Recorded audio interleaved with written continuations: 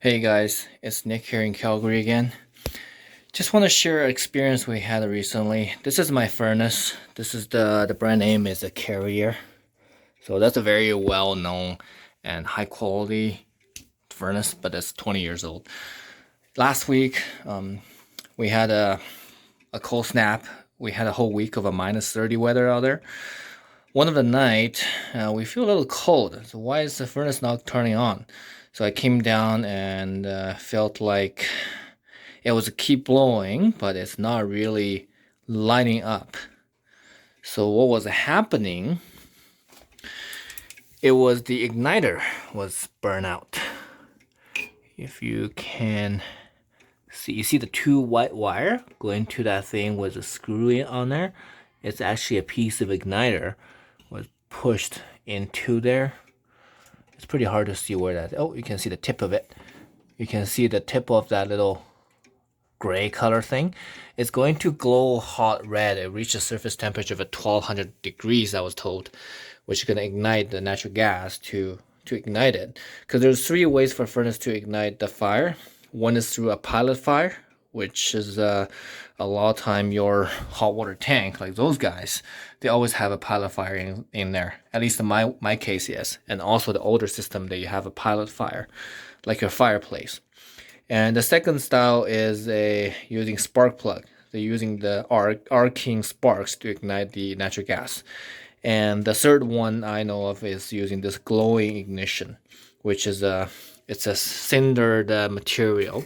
Actually, this is the older broken parts. This guy you can see it actually has a crack in the middle, so it's broken in the electrically, so it's not really conducting electricity to heating up this element to making it hot and to ignite the natural gas. And if you can see this guy, because I broke it when I took it off, it was very brittle so you have to be paying extra care when you are taking it off or reinstalling it. So what happened was a procedure. Let's just make a demonstration on my second furnace. So that cold night, eventually what I did is I borrowed the igniter from this basement furnace and installed into our main furnace here. So at least to keep the main floor and the upper levels warm, and run a portable heater in the basement. So we went through that night, and I went out and bought a replacement part. So, okay, let's go through a cycle of how do they work. What usually a furnace does is they have a drafter motor, which is internally they have a fan blade and just suck in the air into this exhaust pipe, which is pushes the exhaust pipe through this big one and into the chimney to push out of the house, so you don't get poison from the incompleted combustion, which is carbon monoxide. And the system would be first thing is to do a check. Oh, here we go, we started. This is the induction fan, which is the drafter. They're gonna start pushing the air out. After running for a few seconds, this is the pressure switch. They're gonna sensor if there's the pressure difference between the exhaust pipe versus the inside.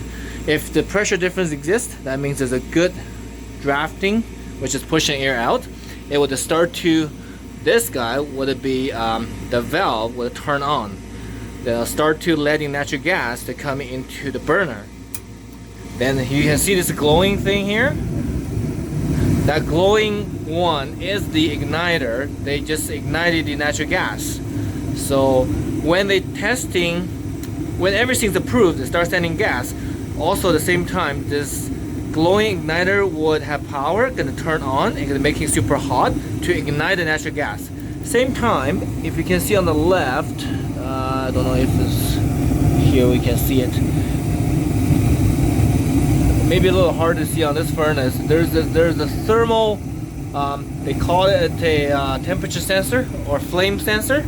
So they'll detect if the temperature reaches a certain point. If they did not reach a certain point, that means there's no ignition or it didn't start to burn, and then this whole system will shut down. So sometimes you have the furnace to start running for maybe 5-10 seconds, and then with the auto shut down, that'll be the flame sensor, because it was not picking up the temperature. They thought the flame was not burning, and it will prevent any natural gas of to produce too or release too much of natural gas, potentially causing an explosion down the road. So they will shut down the valve and restart again. So this is the whole cycle of the furnace and how do they operate. So anything happens in the middle, like if your drafter fan is not running or not running fast enough, or the ducting is getting plugged, you don't have the pressure, then it won't start. If the pressure sensor is not reaching a set point or is not be able to produce enough differential pressure, it will not start. If you start pushing gas but your igniter is not lighting up and start burning the gas, then your flame sensor will not pick up a temperature, which means it's not really reaching a setting temperature, then the whole system will shut down. Or if the setup of this valve is not giving enough gas to push in, you might have igniter to light up the gas, but it have a small explosion, then it shuts off. It would also not produce a continuously burning gas for the furnace either. So there's a many safety factor built into it, and there's a many device can cause the trouble for it. As always, it's better to consult a qualified professional like a plumber or HVAC guys to fix the system if you're not feeling comfortable to touch anything like that. Myself, well, I think I know enough, so I just tried it myself. And also the plumber would cost too much, and no one's available that day when it's minus 30 out there, and they just all asking for huge money. So I thought I'd just try to fix the problem myself that night. So yeah, here we go. And also a tip is, for this little igniter, if you're buying those original carrier ones, like by this brand name, it would cost you roughly $80 Canadian. But the same manufacturer who making the parts for carrier, also making aftermarket parts, which is the one I bought, is only costing half of the money, like $38, $39. Works the same, it's the same structure, you can just plug and play the same thing. So I just bought the aftermarket version, which is the same manufacturer making them for carrier. So if you don't care about the warranty, don't care about the brand name, just by all means just go ahead and buy those cheaper ones and save a few bucks. Why not, right? Okay, so if you like this video, click on the thumb up button and subscribe, and I have more videos coming up in the future. And also leave me any comments. If you have any questions, I'll do my best to answer it for you. And yeah, just share your thoughts. Okay, thank you for watching. Bye now.